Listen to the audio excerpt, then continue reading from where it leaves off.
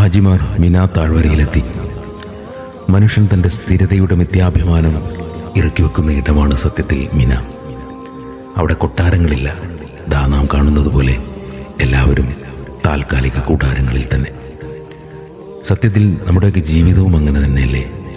നാം എൻ്റേത് എന്ന് കരുതുന്നതെല്ലാം ഒരു മിനാ കൂടാരത്തിൻ്റെ താൽക്കാലികത മാത്രം. നാളെയാണ് പരിശുദ്ധമായ അറഫ ദിനം. അൽ ഹജ്ജു അറഫ. തിരുദൂതർ സല്ലല്ലാഹു അലൈഹി വസല്ലം അരുൾ ചെയ്തു, ഹജ്ജ് തന്നെയാണ് അറഫ. അറഫ എന്ന പദത്തിൻ്റെ മൂലാർത്ഥത്തിൽ തന്നെ അറിയുക, തിരിച്ചറിയുക എന്ന ധ്വനിയുണ്ട്.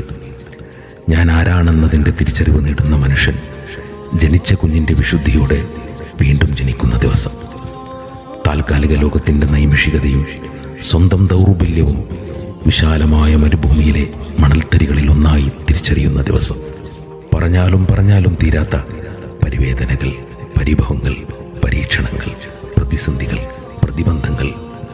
അറഫയിൽ മനസ്സ് നിശബ്ദമാകുമ്പോൾ, ലോകത്തിൻ്റെ ശബ്ദം പിന്നിലാകുമ്പോൾ ആത്മാവ്